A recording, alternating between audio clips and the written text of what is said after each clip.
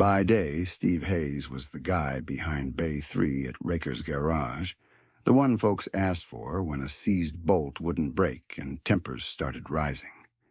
He had hands like old root wood, knuckles swollen from decades of wrench work, and a way of leaning over an engine that made younger men shut up and watch.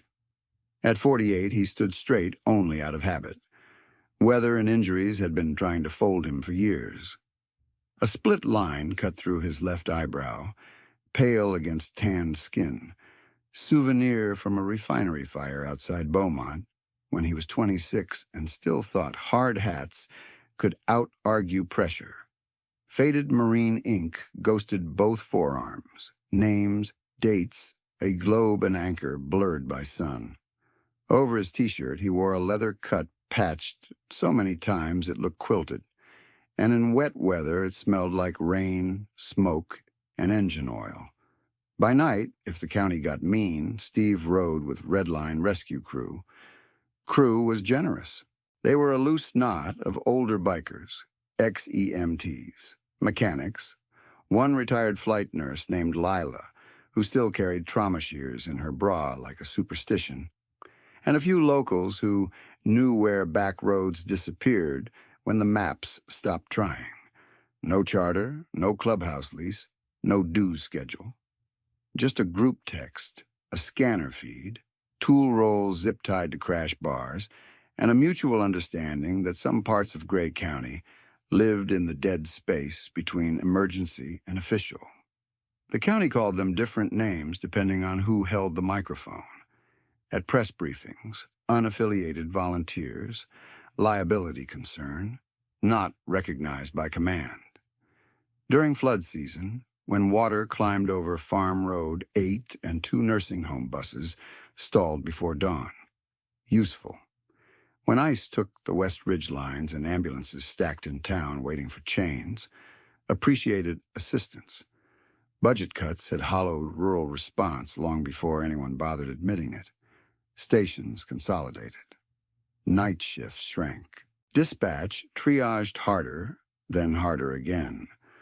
Out in the trailer parks and creek roads, help is on the way had become less a promise than weather talk. Steve's rule was simple enough to fit on duct tape across a tank. If someone was in immediate danger and the system was still making a checklist, he moved. He had paid for that rule before. Citations for traffic interference. 2 weekends in county for obstruction. After he cut through a taped perimeter to pull an old man with dementia out of a drainage ditch during a hail squall. Endless lectures from people with dry boots. But there were also the quiet things no official record kept. A diabetic teen revived on a shoulder under a guardrail. A farmer with a crushed leg stabilized in a barn aisle. A woman and toddler walked out of a meth house before the kitchen flashed. Steve didn't tally wins. He just kept replacing what got used. Gauze, thermal blankets, Narcan, batteries, zip ties, and little paper packets Lila insisted on carrying with hotline numbers and legal aid contacts for domestic survivors. The night the storm came hard, he was at the garage long after closing, rolling reflective tape onto 3 old helmets under a humming fluorescent fixture. Rain drummed the corrugated roof in uneven fists. Every 10 minutes, lightning turned the bay door white and flat, then threw the room back into yellow gloom. A scanner sat on the bench beside him, volume low, all static hiss, and clipped county codes. He listened the way some men listened to church. His phone buzzed. Red Line thread alive. Mason. Creek's up at County 14. Lila. ER says 2 rigs diverted already. Jules. Cell service dropping south of Blackwater. Steve thumbed back. Stage at East Spur if tones hit. Fuel up. Dry bags. He stood, stretched his back until it popped like gravel under tire tread, and walked the line of bikes parked nose out in the side lot. His own Dyna sat under the awning, matte black, rescue line coiled where a sleeping bag used to ride years ago. Beside it, Mason's old KLR looked like it had been assembled from stubbornness and zip ties. Jules kept a Sportster stripped down to essentials. Lila drove a dented pickup with a topper full of medical cases and enough coffee to reverse cardiac arrest by smell alone. They were not official, but they were ready. That distinction mattered to people who had never had to wait. At 2:13 a.m., dispatch cracked sharp through static. Gray County units, stand by for domestic distress ping. Repeat, domestic distress ping, Blackwater Trailer Park, Row C, Lot 12. Caller disconnected? Law enforcement notified? Steve froze with a roll of tape in his hand. Blackwater, south drainage side. One paved way in, two dirt ways out if you knew where the culverts hadn't fully collapsed since last spring. The scanner chirped again before he could key his phone. Attention, all units. Blackwater Access Road, compromised by washout. Sector tagged, do not enter pending assessment. Repeat, do not enter. Law enforcement en route. He stared at the radio like it had personally lied to him. Then a third transmission bled through, thin and ragged under rain hash. Not a dispatcher this time. Open line, maybe pocket mic, maybe a handset half submerged. A child's voice high with cold and effort. He took the keys and Mom won't wake up. The line died in a burst of white noise. Dispatch came back almost immediately, clipped and louder like volume could replace certainty. All non-assigned responders advised, stand down. Unauthorized entry into restricted sector may result in detention for interference with emergency operations. For a second, Steve heard only roof rain and his own pulse, heavy and slow. Lot 12. Months earlier, he'd ridden out there on a welfare concern, one of those calls that trickled through neighbors when official channels failed politely. A woman with bruises she called clumsy, two kids pretending their shaking hands were from cold, protective order paperwork that had gone missing somewhere between clerk desk and deputy inbox. Steve remembered the way she kept apologizing for bothering everyone. Like danger had good office hours. He had left hotline cards and emergency cash folded into a diaper bag pocket and told her, if things turned, call anyone who'd answer. Now a child had answered. His phone was already in his hand, thumbs moving. Steve. Blackwater C12 ping. Do not enter tag. Child says mother unresponsive. Mason. I heard. Lila. I'm rolling. Jules. You saying go? Outside, thunder stepped on the valley hard enough to rattle the bay door track. Steve looked at the rain sheeting off the awning and did the math he hated most. Official ETA in this weather, with one deputy and an ambulance likely staged behind policy tape, maybe 35 minutes if nothing else broke. Could be 50. Could be forever if command made it a scene safety argument and waited for daylight. Floodwater did not care about scene safety language, neither did Smoke. He typed, saddle up, east spur in 5. Single file. Full kits. No one asked again. By 2:22, they were moving. Steve locked the garage, killed the lights, and rolled his Dyna into rain so dense it felt like pushing through beads. Headlights found each other in the lot. 3 bikes, and Lila's pickup idling with wipers frantic and useless. Mason handed over a dry bag of chem lights and tow straps. Jules tapped the side case where he kept bolt cutters and pry tools. Lila leaned out her window, silver hair braided tight, reading glasses fogged, expression surgical. You hear the stand down? She asked him. Yep.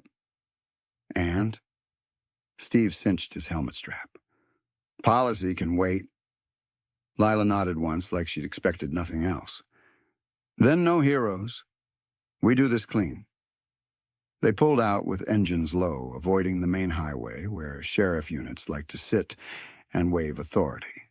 Service roads took them through soybean dark and equipment yards, then along an irrigation ditch swollen to chocolate roar. Rain hammered visor and tank. Lightning wrote the tree line in negative. Twice Steve felt the rear tire twitch on oil sheen and corrected on instinct. Body loose, eyes far ahead. Dispatch warnings kept bleeding through scanner earpieces.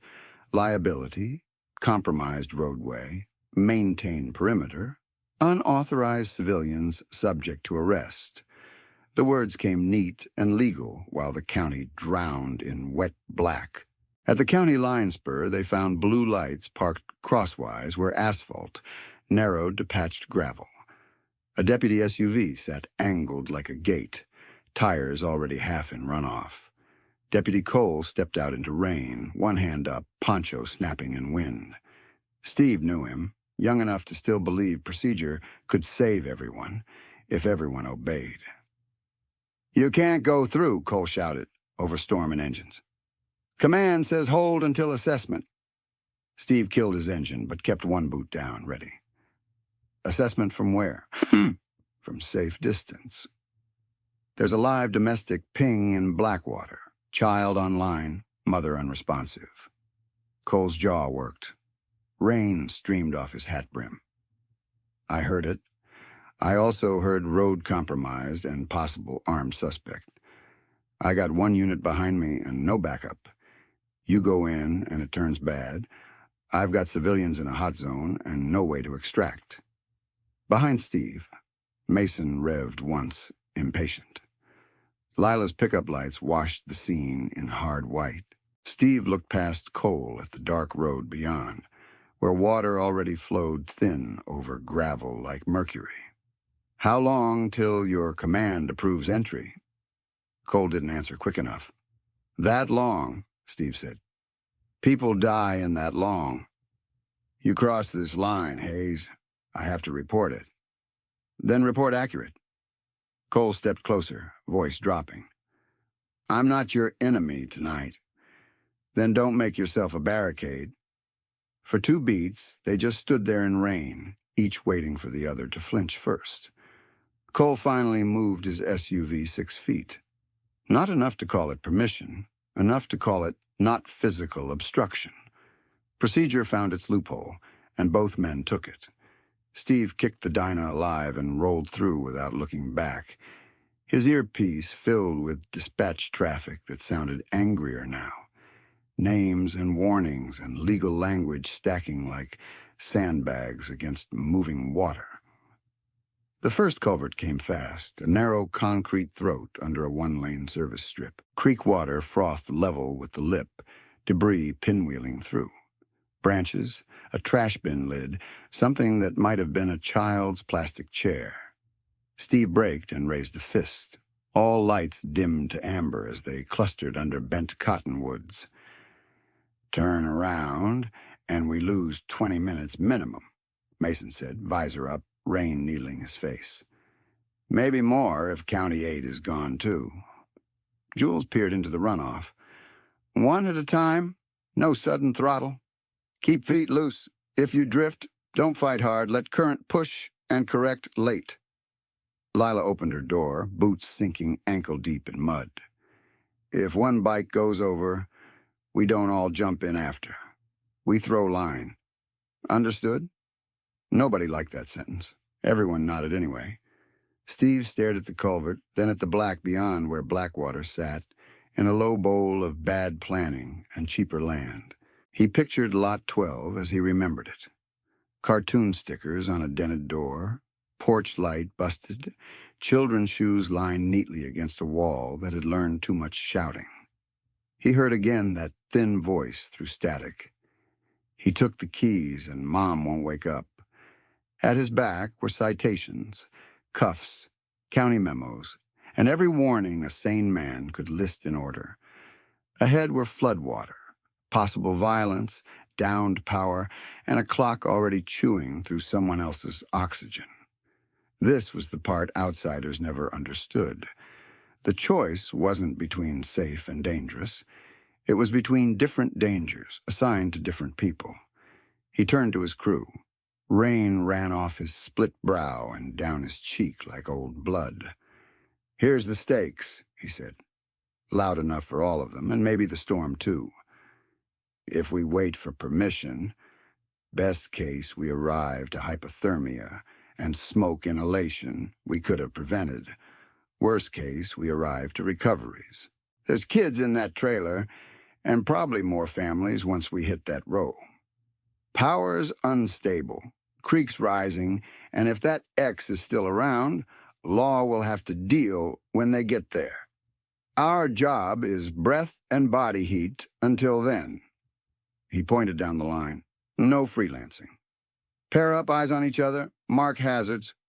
If I say pull back, you pull back. We are not dying to prove a point. We are going because nobody else can get there in time. Lila held his gaze for a beat, then gave a curt nod.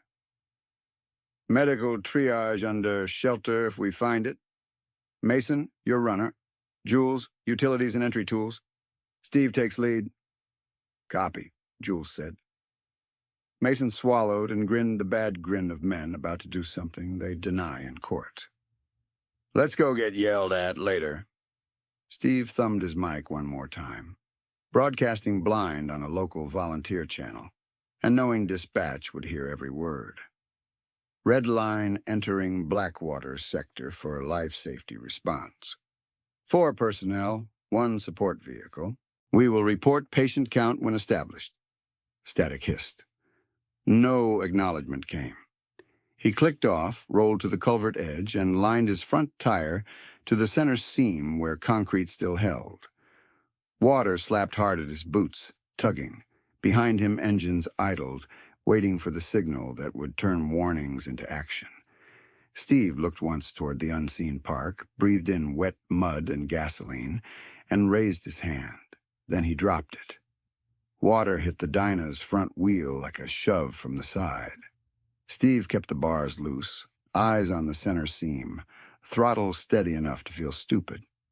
The culvert disappeared under brown surge, and for 3 long seconds it felt like riding across a moving floor. Debris bumped his boot. The rear tire skated, caught, skated again. He let the current push half a foot, corrected late like Jules said, and climbed the far lip with the engine barking once before settling. He turned in place and flashed his high beam twice. Mason came next, standing on pegs, knees loose, KLR twitching but true. Jules followed cleaner, almost graceful. Lila stopped her pickup at the edge, leaned out, and shouted, "If I bog, hook me fast." "You bog? We leave the truck and load your kits," Steve shouted back. She gave him a look that translated to "try me" and drove in. The water hit the doors halfway up, shoved her rear end toward the ditch, and for a heartbeat the truck crabbed sideways. Mason and Jules were already off bikes, toe strap clipped to her toe point, boots digging into current as if 2 men could argue with a creek. The tires found bite and lurched forward. She came out with 1 wiper dead and half the grill full of cattails. Nobody cheered. They just remounted and moved. The road into Blackwater narrowed between drainage ditches that had become one long river.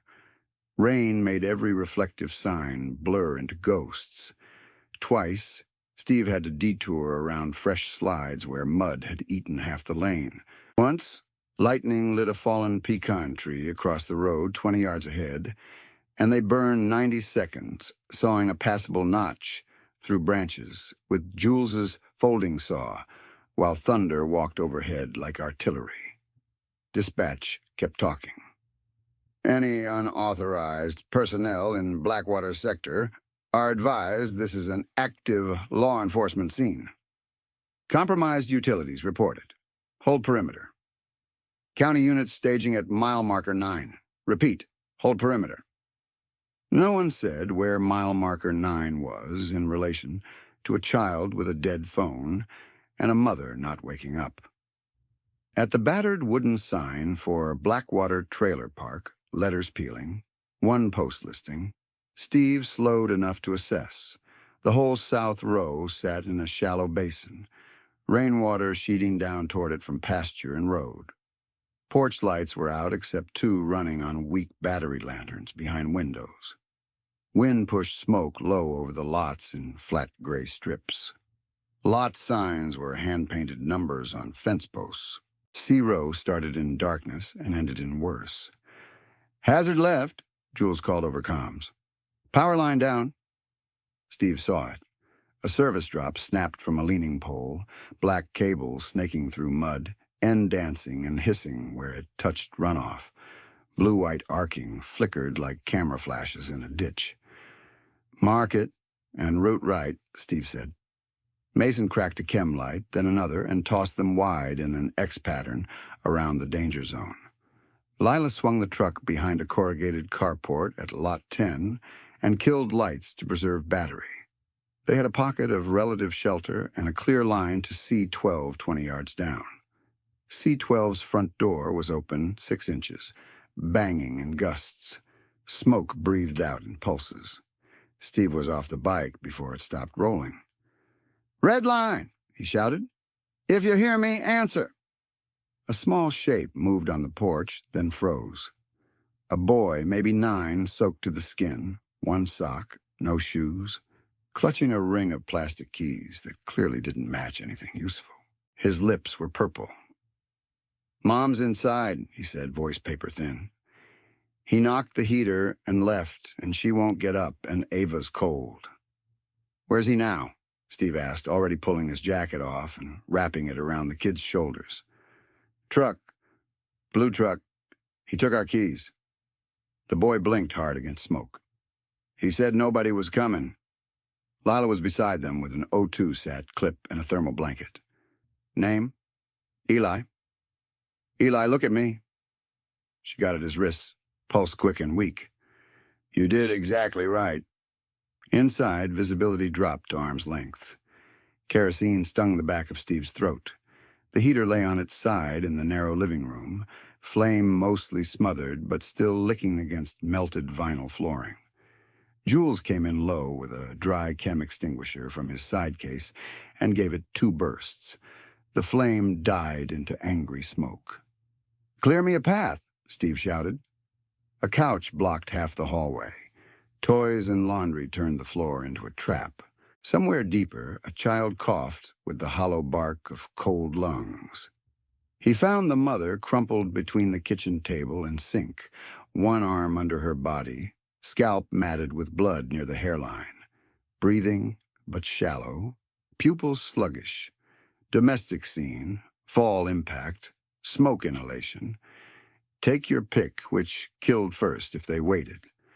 Steve and Jules rolled her onto a blanket drag while Lila pushed past them to a back bedroom and came out carrying a little girl limp under armpits, wrapped in a damp comforter printed with unicorns.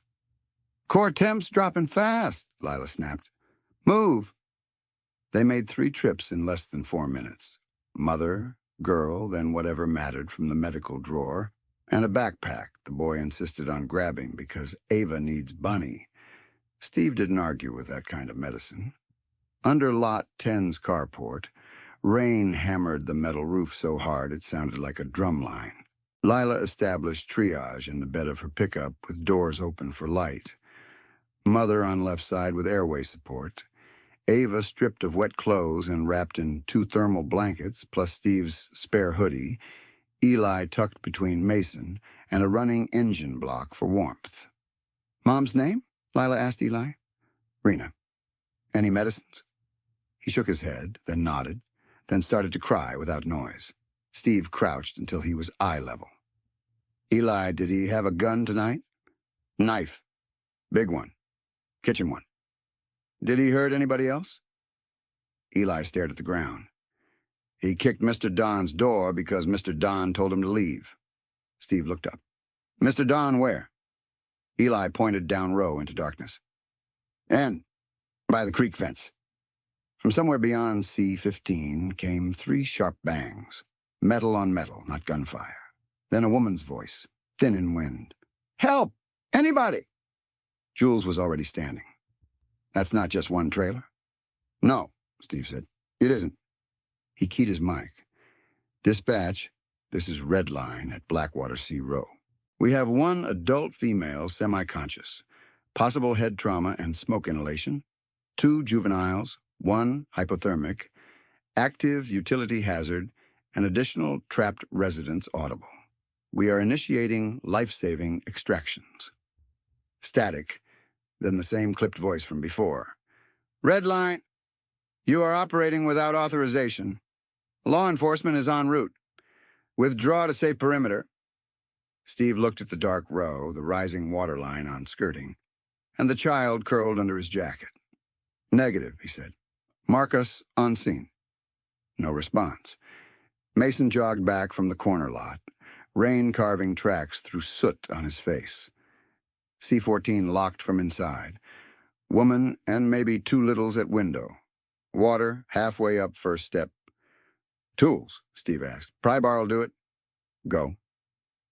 Complications came the way they usually did. Stacked, dumb, and fast. At C-14, the front door frame had swollen shut. Jules popped the hinge pins with a punch while Mason shouldered the jamb until it splintered. Inside, a grandmother and 2 toddlers, huddled on a mattress, dragged into the kitchen to stay off wet floor. One toddler had an asthma whistle on exhale and no inhaler in sight. Lila tossed Steve a compact neb kit and shouted medication instructions while simultaneously suctioning smoke from Rena's airway under the carport. Her voice never shook. Her hands never wasted motion. Halfway through carrying the second toddler out, Steve's boot went through a soft patch where skirting had collapsed into a drainage ditch. Mud swallowed his leg to mid-thigh. He dropped to one knee, hugged the child high, and Mason hauled him out by the rescue line on his belt before the current could lever him sideways. Route that, Steve barked when he got breath. Chem sticks every 6 feet. Jules snapped green lights and stabbed them into the mud like runway markers. From C-17 came another problem. A pit bull chained under a porch, frantic, half submerged. Every pass near that lot turned into a lunge and snapping teeth. The chain was wrapped around a cinder block that had shifted. One hard pull and the dog could break free in panic. Steve cut it loose and walked the animal, growling and shivering, to higher ground behind a shed. Eli from the truck bed called the dog by name, Diesel, and the animal finally stopped trying to bite everyone long enough to be tied off safe. Then came Mr. Don. Lot C-18 sat closest to the creek fence, where runoff had pooled waist-deep against steps. The old man inside was visible through a fogged window, seated in a recliner with oxygen cannula in place, concentrator dark beside him. He looked lucid, scared, and too stubborn to leave his house to water. Steve pounded on the glass. Mr. Don, we're coming in. The old man lifted a hand and pointed at a hallway, then made a tiny twisting motion. Tank valve. No power, Jules muttered. Concentrator dead. Any backup cylinders? Steve yelled through door seam. Mr. Don cupped his ear, didn't hear. Jules forced the lock. Steve and Mason shouldered in against water pressure. The trailer smelled of mildew and stale tobacco. In a bedroom closet, they found 1 E-cylinder, quarter full, and a regulator tangled in Christmas lights. Of course, Mason said. They got the regulator on, purged the line, and switched Mr. Don over. His breathing eased from frantic pecking to heavy draws. When Steve told him they needed to move now, the old man glared.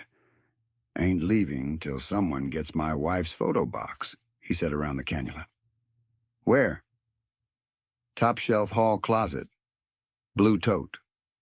Steve grabbed the tote. Only then did Mr. Don allow transfer to a makeshift carry chair fashioned from lawn webbing and a plywood panel Jules found behind the shed. They ferried him through thigh-deep runoff, one misstep from a dunk that would have ended badly for everyone. All of this while dispatch repeated itself like a metronome, and sirens remained somewhere abstract on dry pavement. By 3:01, the carport triage area held 9 people, Raina and her 2 kids, the grandmother and toddlers from C-14, Mr. Don on bottled oxygen, a teenage girl from C-16 with a lacerated forearm from broken window glass, and a neighbor woman with blood pressure high enough to trigger Lila's profanity, but low enough to stay conscious. Rain had not eased. The creek had risen another 5 inches against the fence, carrying branches that smacked chain link and stuck. Mason climbed onto a milk crate for visibility and called down the row, "If you can walk, bring meds, IDs, and 1 bag. Move toward green lights." 2 more residents emerged from darkness carrying trash bags and a bird cage under a blanket. Steve keyed Mike again, not expecting kindness. "Dispatch, update.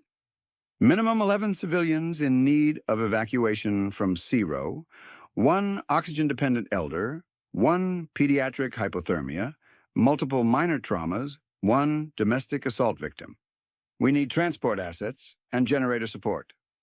This time another voice came on, male, supervisory, irritated and tired. "Redline, cease transmissions on primary. You are contaminating an active investigation." "Investigation can interview survivors who are alive," Steve said. "Stand down." He clicked off before saying something that would be quoted later. Lila looked up from taping an IV line to Rena's arm. "I need heat and dry space in 10 minutes, or Ava's temp keeps dropping. Also, Don's cylinder may be 30 minutes at this flow." "We can shuttle first wave now," Mason said. "Truck takes 4 plus Lila in criticals." "And then what?" Jules asked. "Road's 1-lane mud with that culvert getting worse." "Then we run laps." Rain spiked harder, drumming so loud Steve barely heard the next transmission, but he heard enough.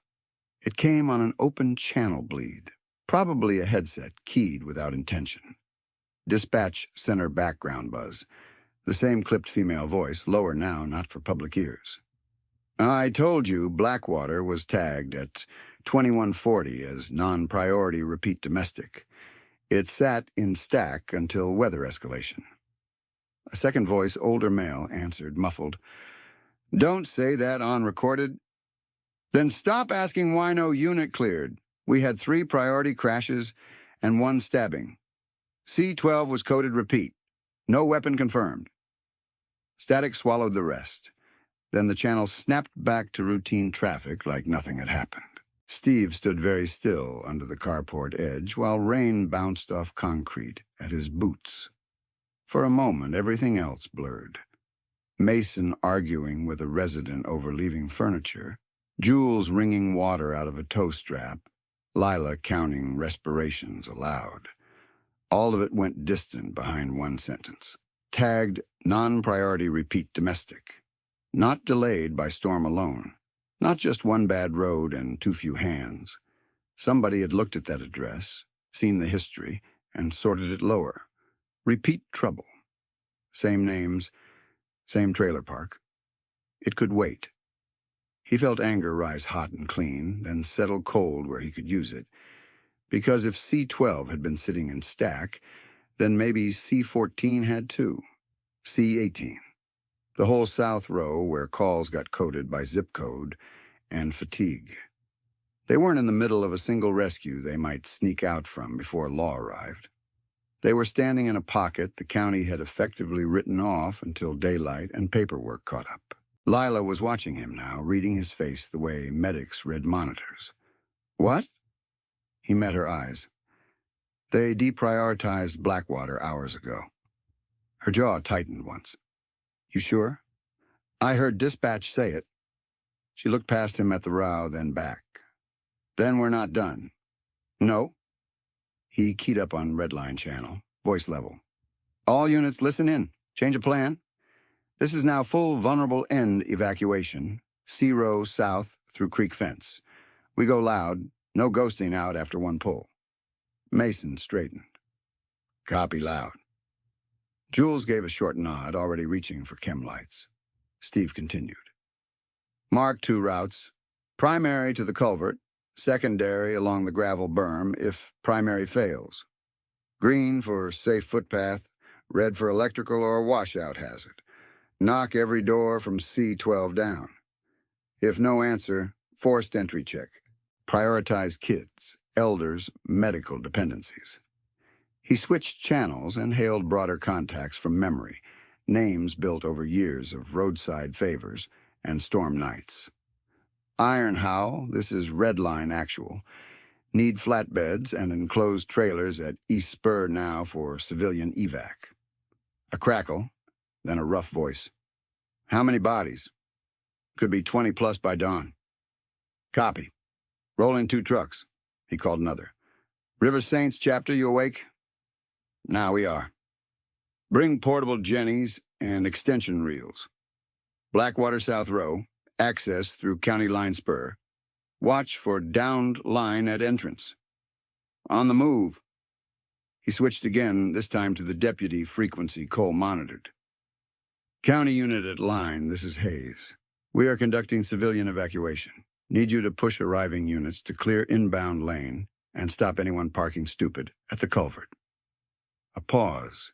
Rain hissed over open mic. Then Cole's voice. Received. Hayes, command still says hold perimeter. Then hold it useful. Another pause. I can keep the lane open.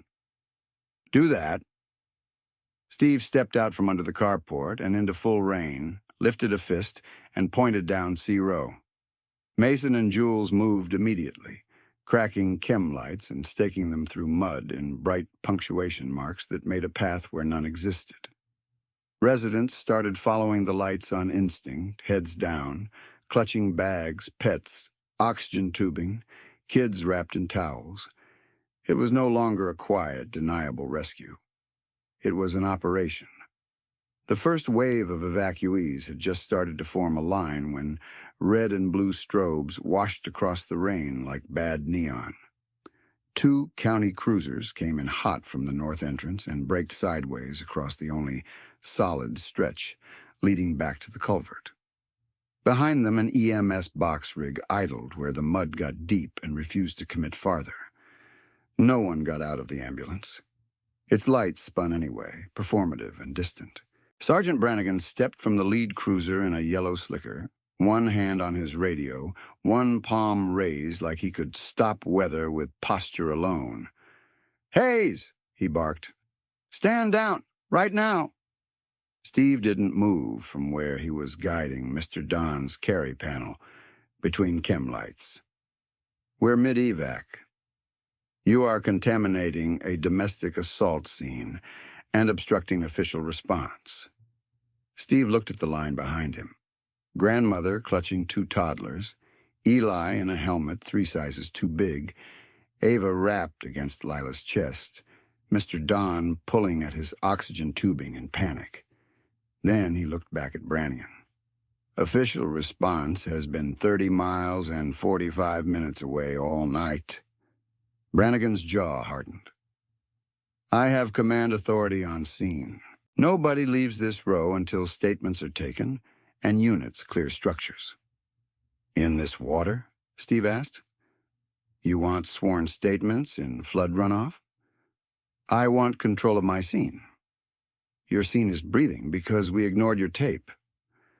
Brannigan stepped closer, voice dropping to something meaner.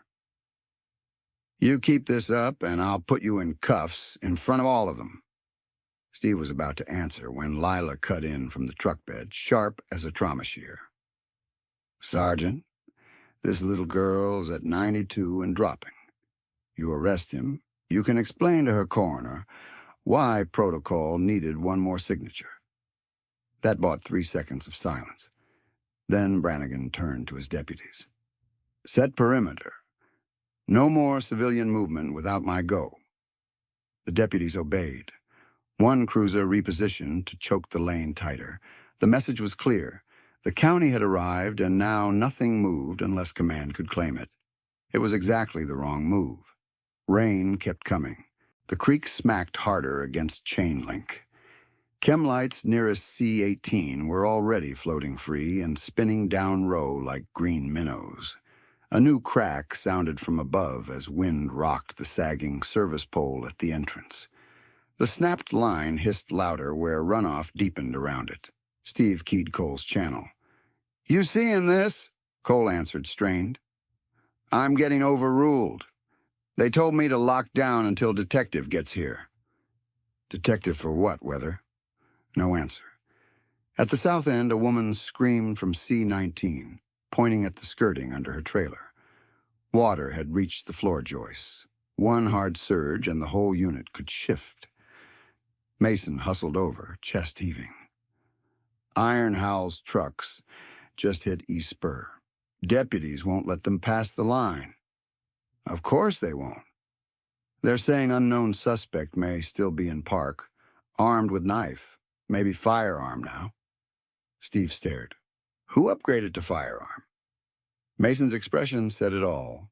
Nobody knew. Rumor had become policy in under 10 minutes. The false escalation did what it always did, froze official assets farther back while danger moved forward. EMS stayed staged. Fire stayed staged. Utilities stayed staged. Meanwhile, Zero kept filling with water and smoke and people shivering through wet clothes. If Brannigan held that perimeter another 20 minutes, they'd lose more than time. Ava's temp would keep dropping. Mr. Don's cylinder would run dry. The toddlers would start crashing from cold. Anyone still hidden in a back room would go from retrievable to body bag. And worst of all, residents were watching all of it. Watching uniforms argue with the people carrying them out. Trust, once lost in a place like Blackwater, didn't come back on memo letterhead. Steve stepped in close enough that Brannigan could hear him without the whole row hearing, too. "You can write me every citation in the county, but if you pin these families here to protect your paperwork, that's on you when they go blue." Brannigan's eyes flicked to Ava for a split second, then back to Steve. "You got 5 minutes to transfer criticals to my unit." He pointed at the idling ambulance, still 50 yards away in mud too deep for confidence. "Your unit won't come in," Steve said. "Then bring them to us." Across shin-deep current, over a failing berm, past a live wire zone, with a hypothermic child and an oxygen-dependent elder. Brannigan either didn't understand the route or didn't care. Steve made the call anyway. "Mason. Jules. Secondary path. We shuttle criticals ourselves before he changes his mind." It was a bad plan. It was the only plan moving. They loaded fast. Lila in the passenger seat of her pickup. Ava and Eli buckled with blankets in back. Rena strapped on a board across the bench with an airway in place. Mr. Don on floor-side oxygen. Grandmother and toddlers squeezed where they could brace. Too many people for one vehicle. Not enough alternatives. "Single trip," Lila said. "Get us to the ambulance. I stabilize and send back space." Steve slapped the hood. "Take berm, not culvert. Too much push now. Jules spots left. Mason, rear line." The berm route was an old gravel rise meant for maintenance trucks, narrow and soft underneath after years of neglect. They'd marked it with green lights 20 minutes earlier. In flood physics, 20 minutes was a generation. Lila eased forward at idle, tires chewing mud. Jules walked ahead with a flashlight, calling depth and drift. Mason trailed with tow strap ready. Steve ran flank, one hand on the truck bed to feel every shift. Halfway to the north lane, the right front tire dropped 6 inches into what had been gravel and was now soup. "Hold! Hold!" Jules shouted. Lila corrected gently. The truck climbed an inch, then the whole berm slumped. It didn't collapse like in movies. It sighed and gave way, slow then all at once, right side sinking into a drainage cut hidden under brown water. The pickup rolled hard to passenger side and slammed to a stop at 45 degrees, driver wheels spinning free. Inside, people screamed. Oxygen cylinder clanged loose. Ava's head snapped toward the doorframe, but caught short in the blankets against Lila's shoulder. Mr. Don's regulator tore off and vanished in runoff with a metallic plink no one could chase. "Kill engine," Steve yelled. "It's dead," Lila yelled back, voice tight with pain. Water rushed through the lower door seals immediately, cold and filthy. Rena slid against her straps, half conscious and gurgling. Eli unbuckled himself and tried to climb toward his sister. "Stay put," Lila snapped, then hissed as she moved her right arm. Wrong angle at the wrist. Maybe fracture, maybe severe sprain. Either way, not functional. Mason splashed to the rear door and got it open against current. Jules went through the bed window with a center punch, glass popping outward in pebbled shards. They extracted kids first, then grandmother and toddlers, then Mr. Don by webbing loop under his arms, while he cursed at all of them for touching him. Rena was hardest. Board jammed between seat and tilt. Steve and Jules had to cut the strap and drag her through the broken rear opening, keeping her C-spine as neutral as chaos allowed. By the time they got everyone clear, the truck had settled another foot and listed worse, and with it went half their medical load: warming packs, spare oxygen, pediatric meds, dry blankets, 2 trauma bags in the cab, gone under opaque churn where nobody could safely dive. Mason staggered back to high ground, cradling his left shoulder, face gray. "Popped it," he gasped. "Went in when Don shifted." He tried to rotate the arm and nearly blacked out. "Sit down," Lila ordered automatically, then looked at her own useless wrist and laughed once, a short, ugly sound. "Great. 2 key hands down and we're both busted." Sirens still idled behind Brannigan's blockade. No stretcher team came forward. Steve stood in thigh-deep runoff with rain in his eyes and felt the math turn against him for the first time that night. Transport asset gone. Supplies gone. Mason down one arm. Lila partly down one hand. Mr. Don now on dwindling backup nasal flow from a scavenged canister that might buy 15 minutes if he stayed calm, which he wouldn't. Ava colder after the dump. Rena aspirating smoke and creek water. And more residents still unaccounted for down row. He looked toward Brannigan's lights and saw silhouettes watching, waiting for conditions to become someone else's fault. For one dangerous second, doubt hit him clean. Maybe we pushed past the edge. Maybe this is where doing something becomes getting people killed slower. He hated that thought, couldn't shake it. Jules came up beside him, soaked and breathing hard. "Say it," he said. "You thinking pull out?" Steve didn't answer. Jules nodded like that was answer enough. "If we pull now, C-19 goes under before daylight." Rain hammered all of them silent. Then a diesel horn sounded from the county line, 2 short blasts. Iron Howl signal. Mason looked up, pain and hope mixing. "They're still there." "Blocked," Steve said. "Maybe," Mason grunted, cradling his shoulder. "But they're still there." Not fixed. Not even close. But not over.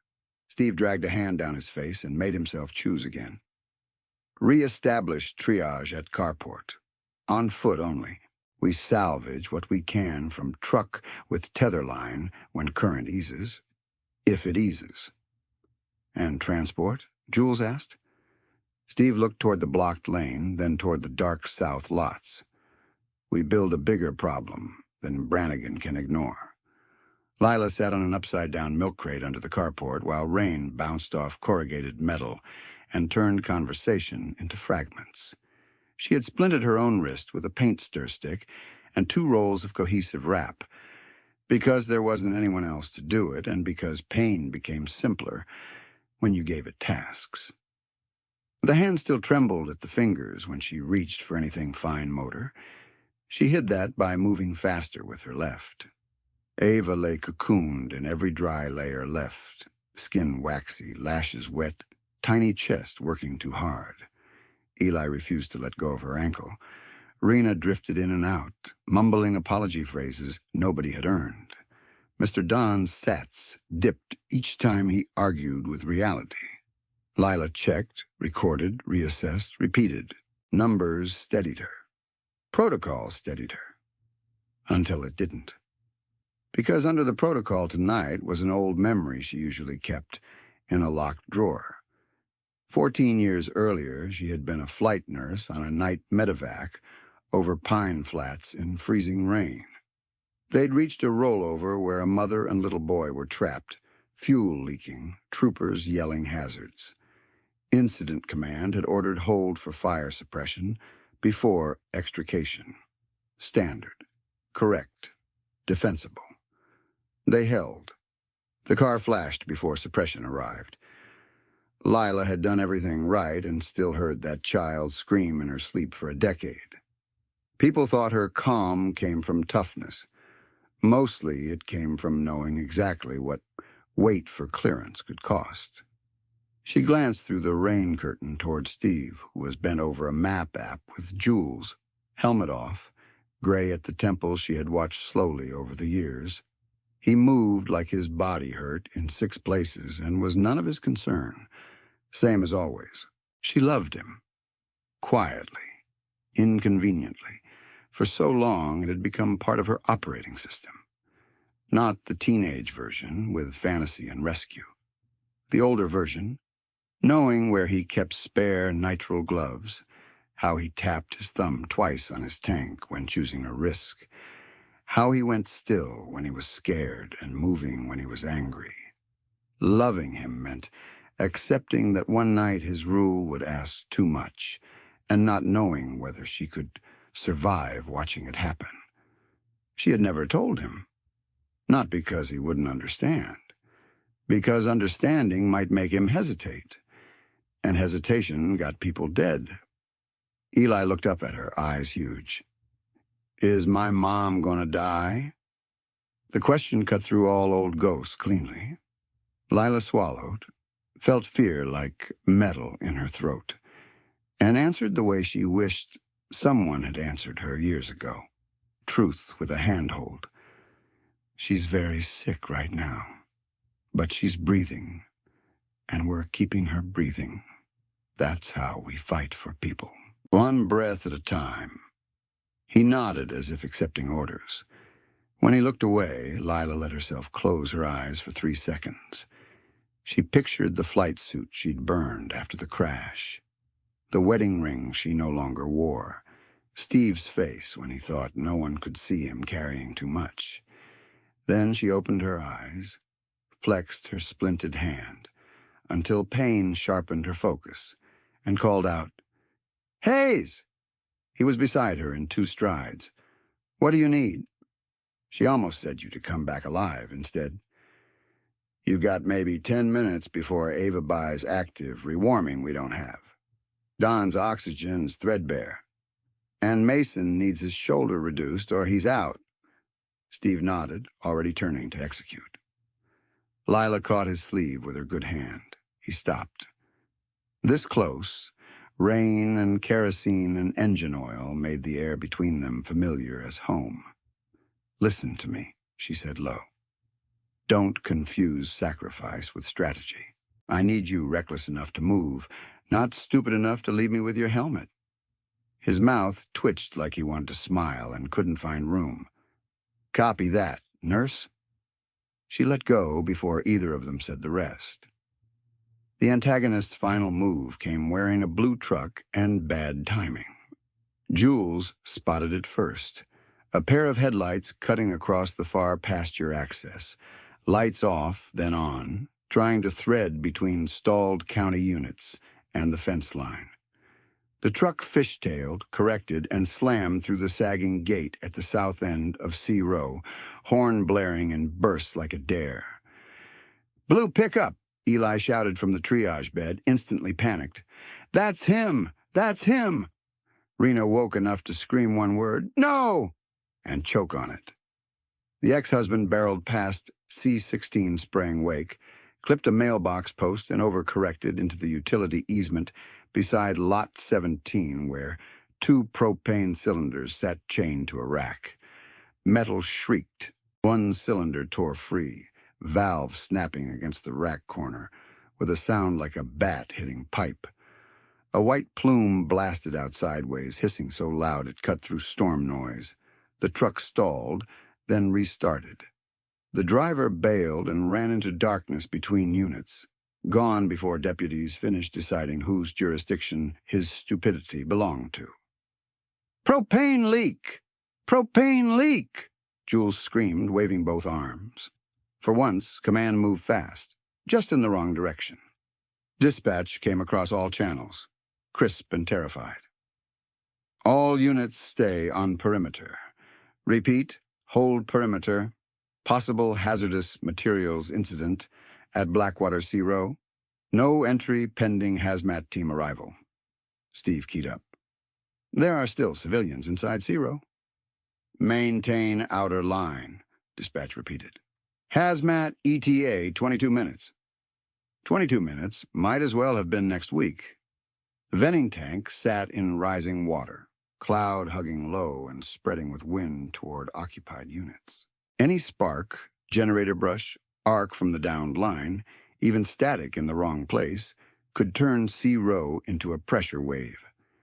Brannigan started shouting for evacuation backward, away from the leak. Deputies pushed residents toward the north lane. In the confusion, head counts broke. Lila grabbed Steve's arm, face gone pale under rain. "Where's the C-16 boy?" Grandmother had 3. Grandmother, shivering in a blanket, looked around and began wailing. "Tomas! Tomas!" They found him by his voice. Not on the ground, up high. At Lot 17, above the venting hiss and creek roar, a teenage boy appeared at a small attic vent near the roof peak, coughing hard, one shoulder wedged through slats. Smoke pulsed behind him from inside the trailer. He screamed once, raw, "The stairs fell!" A section of interior wall gave way with a muffled crash that answered for him.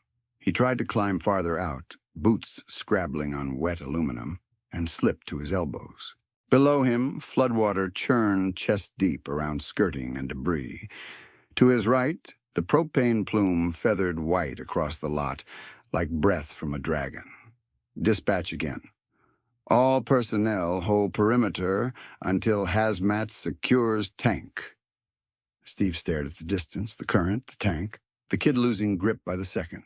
No trucks could reach him. No ladder could stand in that water. No official team was close enough, even if cleared this instant.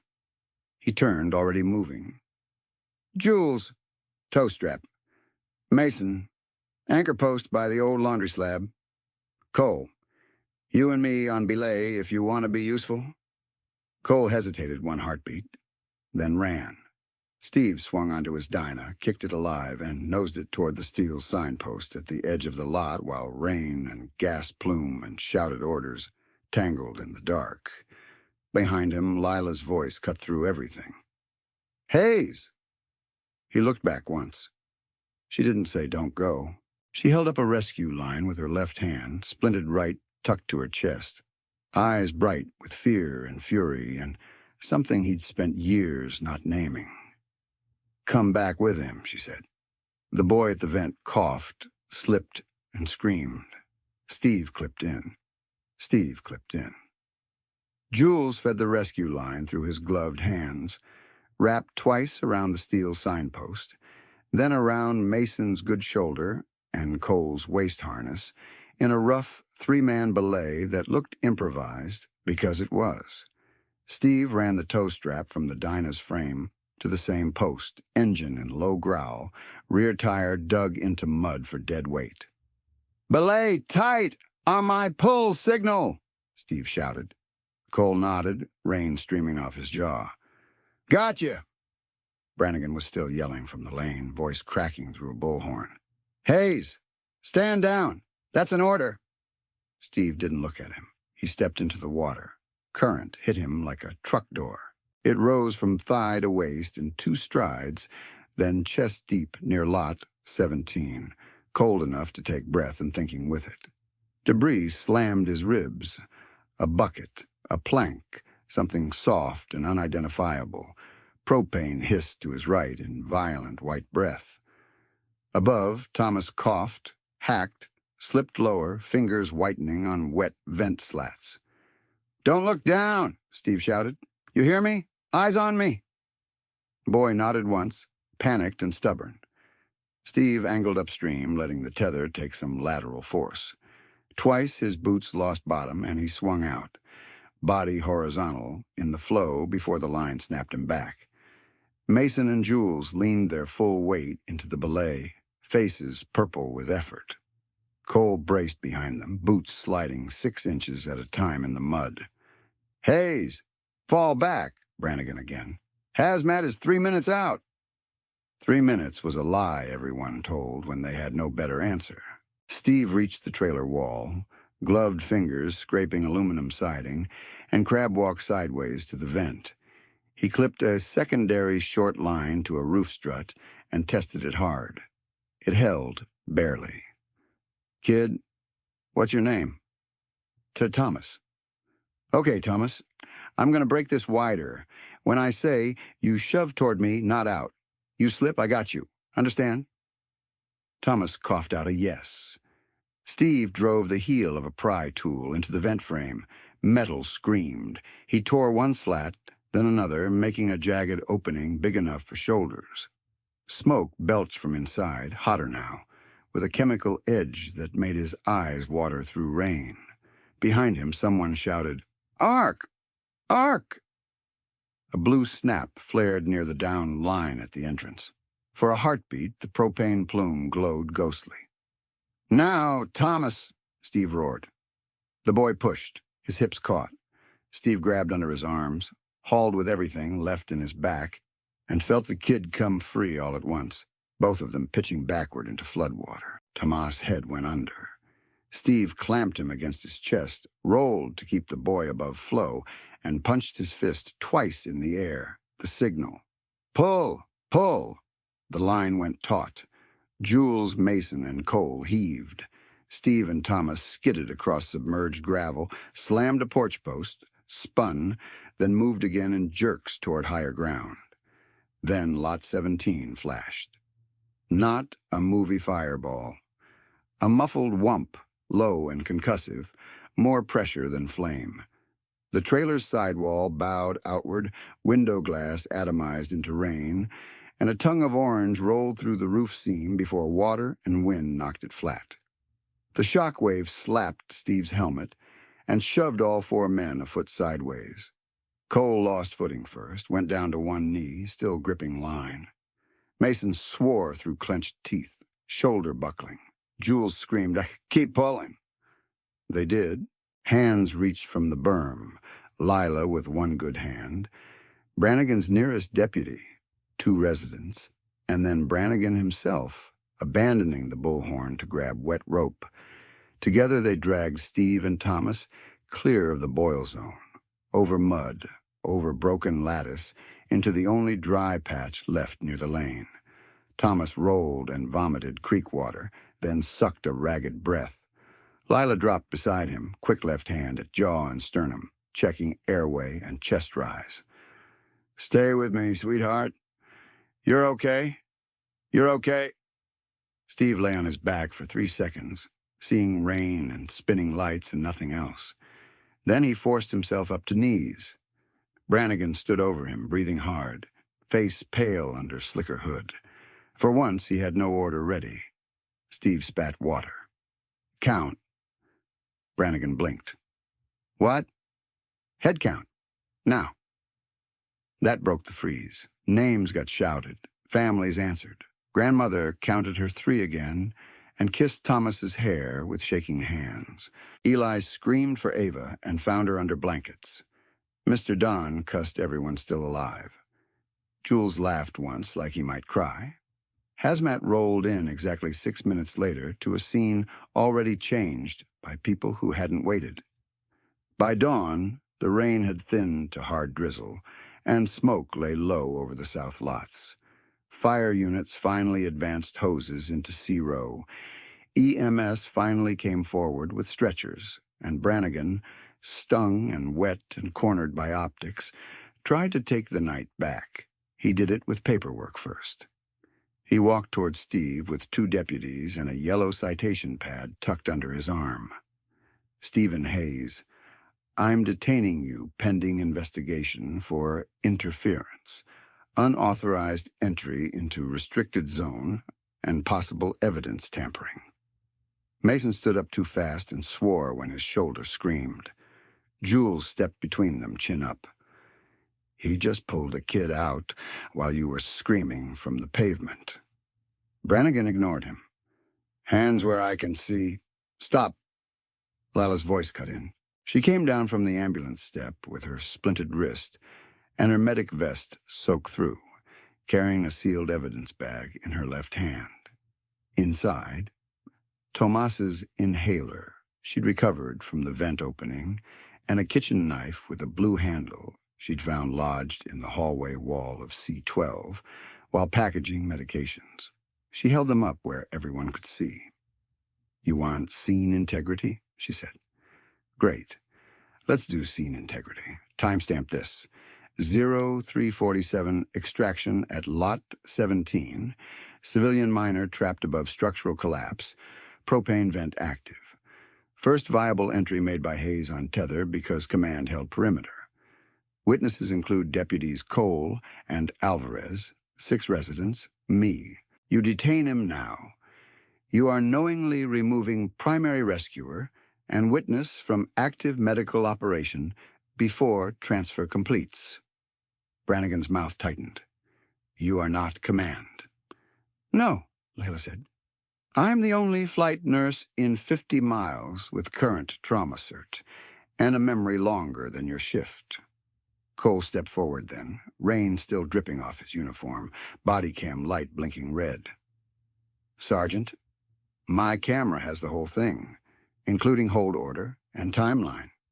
If you cuff him, and that's in the report too. Brannigan shot him a look sharp enough to cut skin. You're out of line, deputy. With respect, sir, line moved when that trailer blew.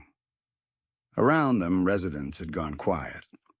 They were listening now, not scared quiet, but witness quiet. Eli stood barefoot on an ambulance blanket, jaw set too old for 9. Grandmother from C16 clutched Thomas and stared at Brannigan like he was a stranger in her church.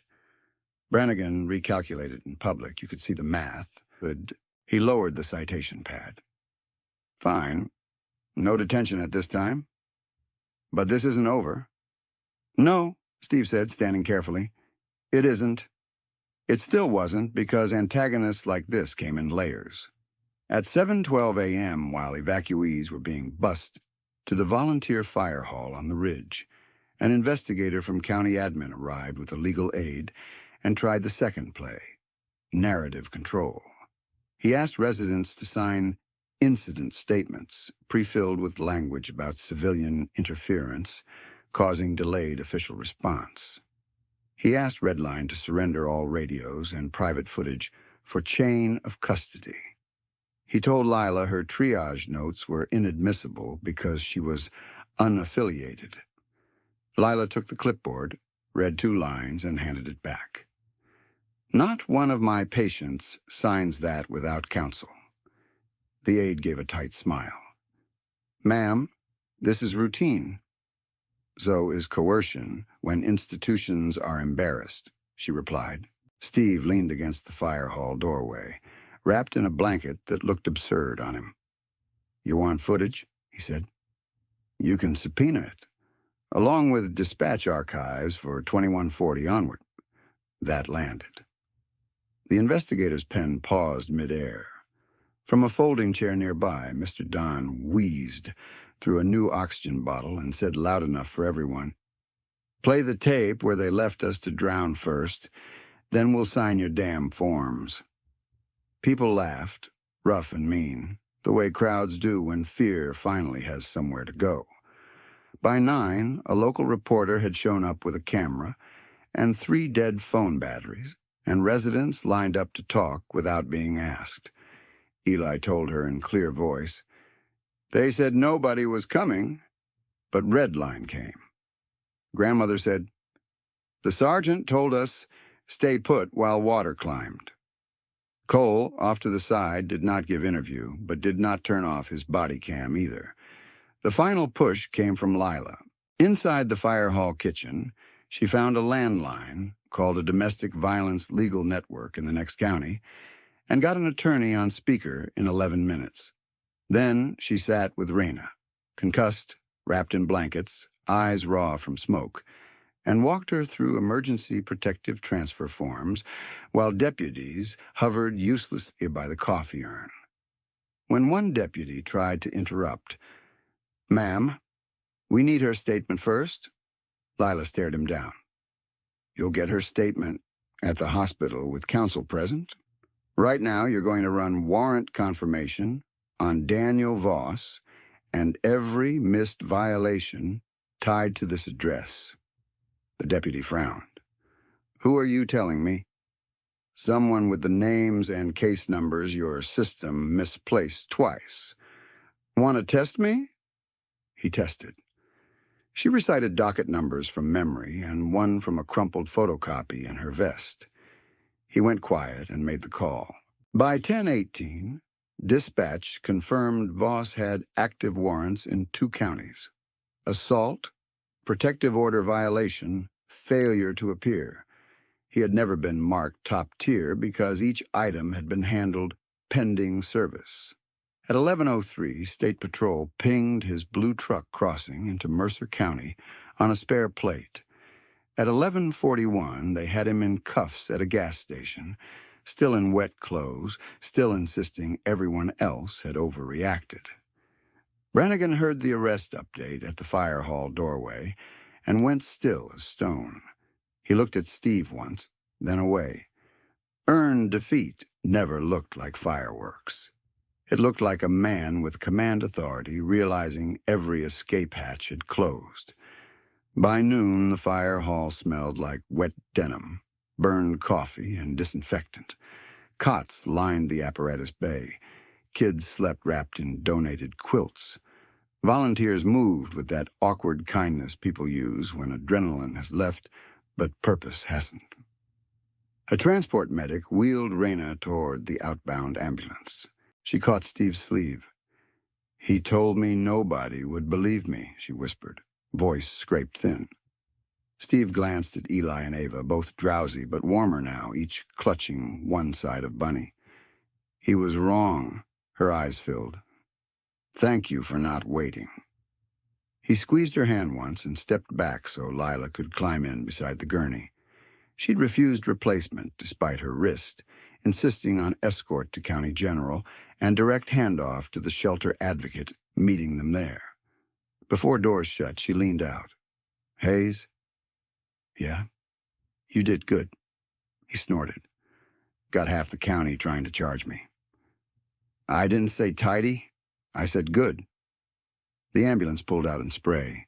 Silence landed strange after that. No sirens, no shouted counts, just rain ticking off the hall roof and the distant idle of generators. Steve sat on the tailgate of an engine truck and finally let his hands shake. Not from cold, from the delayed crash of almost losing it all in 3 separate ways. Mason dropped beside him, shoulder in an ugly sling, improvised from a firehouse t-shirt. "Think they'll actually book you?" Mason asked. "Probably write it up, threaten big, settle small." Jules wandered over with 2 paper cups of coffee that tasted like burnt wiring. "Cole says body cam dumped a cloud before anybody could misplace it." Steve nodded, looking out at the parking lot where Iron Howl flatbeds were unloading evac bags they'd hauled anyway once Brannigan stopped posturing. "Good." Jules sipped. "You hear yourself on the scanner? Mark us on scene." Sounded like command. Steve stared at his cup. "Tonight, command was whoever moved first." He didn't realize how exhausted he was until he tried to stand and his knees argued. Mason caught his elbow with his good hand. Go sleep? After statements? After one sandwich, Jules corrected, shoving a wrapped turkey thing into his chest. Steve obeyed. Progress. At 1:26 p.m., County Admin requested formal debrief at Courthouse Annex for incident clarification. Steve laughed once and went anyway. The debrief room had bad fluorescent lights and the chilled air smell of institutional denial. A county attorney, 2 supervisors, Brannigan, dispatch manager, and a recorder on the table. Steve sat alone at first, then looked up as Lila walked in, wearing a fresh borrowed hoodie over her medic vest, wrist still splinted. You were discharged? She dropped into the chair beside him. I decline? Sprain, not break? County attorney frowned.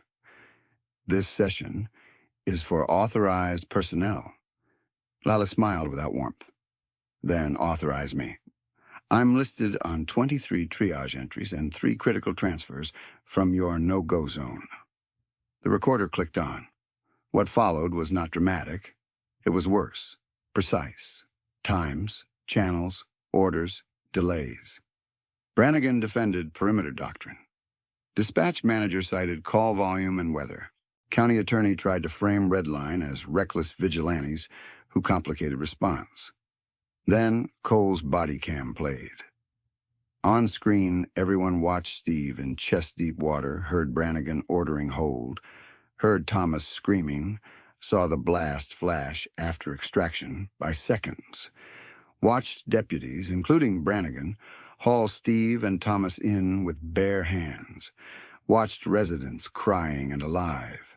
No one spoke for a long moment after footage ended. The turning point happened there, quietly. The county couldn't unsee itself. 2 nights later, Steve was back at Bay 3 after hours. Rain again on the roof, but gentler now. Reflective tape unspooled across the bench exactly where Act 1 had begun. The side door squeaked. Lila stepped in carrying a paper sack and a folder thick with forms. You lock this place ever? She asked. Only when I want company, he said. She snorted, set the sack down, and pulled out 2 takeout boxes that smelled like fried catfish and pepper. Eat before you weld yourself to something. He set down the helmet, suddenly more nervous than he'd been in floodwater. How's Rena? Stable. Concussion, smoke injury, bruising. Kids are in protected shelter placement tonight. Eli asked if Mr. Don's dog made it. Diesel's at Don's sister's farm, terrorizing chickens. She smiled, then grew serious, tapping the folder. Emergency protective orders filed. Legal packets updated. Also, county sent draft language for a mutual aid pilot. Steve blinked. That fast? Public embarrassment is a miraculous accelerant. They ate leaning against the workbench in companionable silence until the quiet got too full to ignore. Lila set her fork down. I need to say something without you fixing it. He stilled. Okay. That night on the berm, when the truck went over, I thought I was watching you choose the kind of heroics that leave everyone else with your patch and a folded flag. He opened his mouth. She held up her good hand. Let me finish. I know why you move. I know what waiting costs. I've built my whole second life around not waiting, but I can't keep pretending I'm just your nurse on call and not this. Steve looked at her, eyes tired and honest. Not what? Not in love with you, Hayes. Garage seemed to exhale around them. Rain ticked. Somewhere a compressor clicked on and off. He said nothing for 2 heartbeats too long, then. You think I didn't know? She laughed once, embarrassed and angry. You could have fooled me. I'm a mechanic, Lila. We ignore warning lights till smoke appears. That is not charming. Didn't say it was. He pushed his food aside, stepped closer. I didn't say it because every time I pictured saying it, it came attached to asking you to stand in my weather. And I didn't think I had the right. Her eyes softened and sharpened at once. You don't get to decide my weather. He nodded. Fair. She took a breath that shook at the end. I am not asking you to stop being who you are. I am asking you to let me be part of it without pretending it's temporary. Part of it how? Full partner. Not you call when it's bad. I'm in on planning, in on limits, in on what risks are worth it. And off shift? She swallowed. Off shift, I want the ordinary too. Coffee that isn't from gas stations.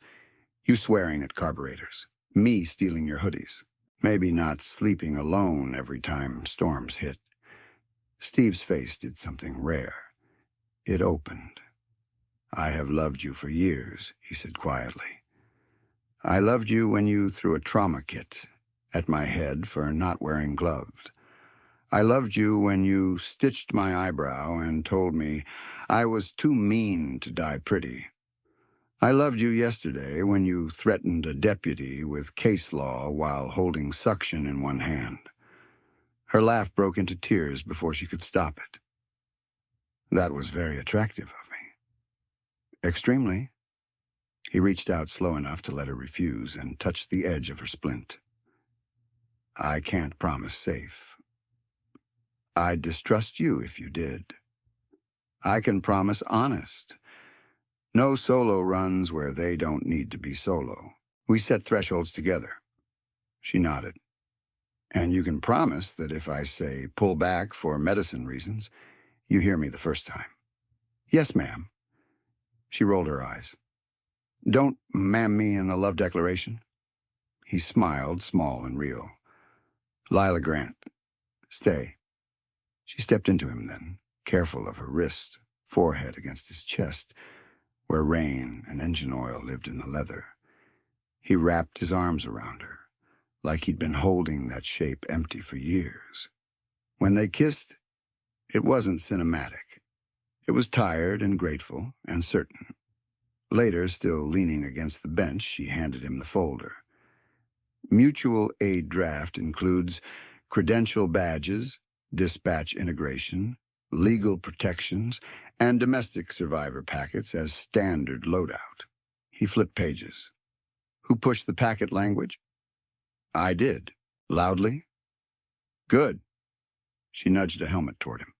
You were putting tape on these. Yeah. Need help? He held out the roll. Only if you're staying. She took it. I said I was. The county meeting 3 weeks later packed standing room before start time. Residents from Blackwater filled the back wall. Press lined the sides. Brannigan sat in uniform, rigid, beside legal counsel. Cole sat 2 rows behind him, not in uniform, arms folded. On the agenda, Rural Emergency Response Review and Volunteer Integration Protocol. On the floor first, County Commissioner Dale tried damage control. While unauthorized actions in hazardous scenes remained deeply concerning, murmurs rose. Eli, sitting with his foster advocate near the aisle, made a face so visible the room almost laughed. Then testimony opened. Raina spoke from a chair near the front, voice steadier than before. If Redline had waited, my children and I wouldn't be here. That's not opinion. That's timeline. Mister! Don spoke next, oxygen cannula in place. I don't care whose patch says what. I care who knocked my door when power died. Lila testified with notes and no mercy. She laid out medical timestamps, thermal decline curves, and legal failures around protective order service. She spoke the phrase, non-priority repeat domestic, into the microphone, and let it sit in the room until no one could pretend it was jargon. Steve testified once, like the seed promised, quietly. We are not asking to replace county response. We're asking to stop pretending dead zones don't exist. Give us integration, training lanes, clear triggers. Use us early, not after. When vote came, it was not unanimous, but it passed. Redline Rescue became formal mutual aid for designated rural no-go zones, direct dispatch integration, coded activation, shared incident command once officials arrive, and protected scope for immediate life safety interventions. Addendum B included domestic survivor legal packets in every participating unit. After the meeting, Brannigan approached Steve in the hallway, hat in hand. "I still think you pushed too far," he said. Steve nodded. "Probably." Brannigan looked past him at the crowd around Lila, around Eli, around Cole. "I watched that footage more than once. You saved that boy." "We all did." Brannigan gave a tight, tired nod and walked on. That evening, back at Rakers, Steve stood where he had stood at the beginning. Bay 3, fluorescent hum, rain threatening. But the bench looked different now. Helmets in a neat row, each with fresh reflective tape, bright as runway lines. Beside trauma kits sat sealed legal packets labeled in Lila's block handwriting. Protective order steps / shelter contacts / emergency rights. Outside, bikes idled in the lot, Mason's shoulder mostly healed, Jules arguing with an extension cord, Lila at the tailgate of a repaired pickup, had checking oxygen stock one-handed out of habit, then two-handed because she could again. Steve picked up a helmet, ran his thumb along the new tape seam, and listened as the scanner crackled. Gray County dispatched to Red Line Mutual Aid, stand by for a welfare check in West Dead Zone. Possible medical, access limited. No warning to stand down. No legal threat first. Just coordinates and urgency. Steve looked through the open bay door at his people, at Lila meeting his gaze and lifting her chin once. He smiled, set the helmet on his head, and walked into the rain.